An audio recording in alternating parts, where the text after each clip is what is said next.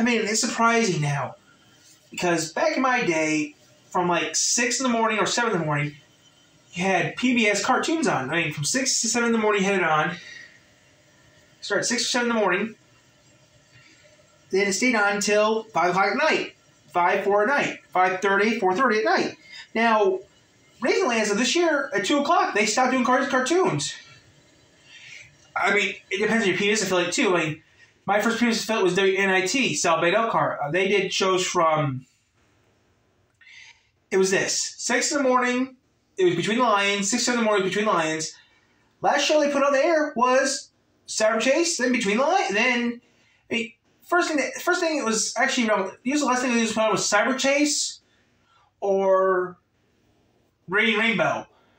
Usually it was Cyber Chase and Radiant Rainbow. Then it was 5 o'clock. Then I switched over to the Fox station to watch The Simpsons. The thing was, though, in Michigan, it was kind of tricky in Michigan, though, for one reason. In Michigan, it was kind of tricky because Indiana was an hour behind us.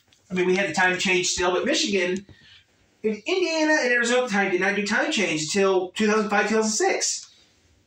The thing is, though, I mean, I checked this TV guide a few minutes ago, and they showed some stuff that was pretty interesting. PBS now stops doing cartoons at 2 o'clock on WNIT. But that's not the only thing that has changed over the past few years of knowing this. I mean, over the past few years, everything has changed. I do remember I do remember watching Rainbow at night, but Sesame Street was always on for an hour. Sesame Street was always on TV for an hour at 11 o'clock, then noon. Which now, these days, it changed to something else. Sesame Street's only on for half an hour. But come on, it was I mean, I remember watching Sesame Street when I was younger. I remember the original opening. I remember the 35th anniversary of it. I mean, come on. Sesame Street's one of the few shows that are still on the air to this day. I mean, what show can you say has been on the air for 50 years and still broadcasting? You can't think of anything, can you? Well, Sesame Street and... Well, actually, Sesame Street, Mr. Rogers' Neighborhood, that was on... Okay, Sesame Street and Mr. Rogers' Neighborhood were the only two shows that have been on the longest on PBS. I mean, Mr. Rogers started in the 50s, ended in 2001. Back when PBS was still NET. Or NET. National Education Television. Now, today you don't see that anymore. But the thing is, though, Mr. Rogers' Neighborhood is still on TV, but it's on the weekends now. Some PBS affiliates put it on at 6 o'clock on Sundays. I mean, Saturday and Sunday it's on my local PBS station on WGVU, WGVK on Saturdays and Sundays. Now, PBS always did cartoons Saturdays and Sundays. Over around 5 in the morning, over around 5:30 in the morning, went to WSGV to watch Ron Hazelton's House Calls. Can't watch it anymore because I don't got that station anymore. Then I went over to PBS around 6 o'clock, watched Bob Ross. Then 6:30 was Thomas the Tank Engine. Thomas and Friends. Now that's gone. Now, then it went to NBC, then went to Nickelodeon, then went to Nick Carter Network. Now I heard the crap. I have not seen Thomas the Tank Engine since the PBS days. Hit PBS days. When I left PBS, I stopped watching it altogether. So yeah. Which is people thinking, you watched it then? And I was like, yeah, from the 1990s. I used to watch PBS. I mean, if you're like me back in the day, I mean, I didn't get cable until I turned 15. I didn't get cable until we turned 15, 16 years.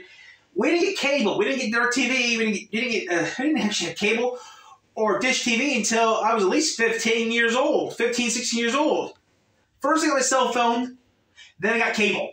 That's how it kind of worked. First I got my cell phone, then a year later I got me cable. Now the thing is, though, we didn't have that back then.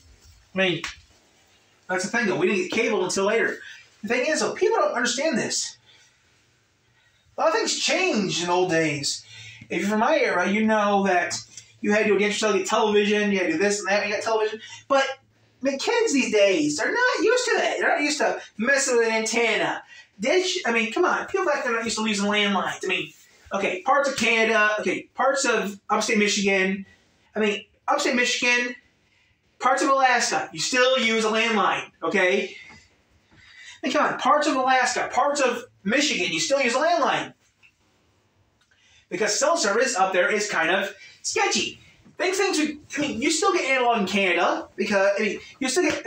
According to what I read recently online, Canada still has analog as of 2023. Parts of Alaska still has analog as of 2023. Well, kinda. It's confusing. Most people in Alaska have cables or satellite TV now, I think. But me personally, I have an antenna still, and I try out antennas for what I have for college. I bought an antenna from the drugstore, like the thrift store, at the CZ's for like $5. I got more channels than that little clear TV thingy I bought. The box has on its head. So yeah, I mean, things are changing, but yeah, I mean, now they got a PBS station and does kids all 24/7. Before that, they had a cable affiliate, but it sucked. But yeah, the old days were better. The old days of TV were better. I actually got more stations before digital than when we went digital. But yeah, a lot of things have changed.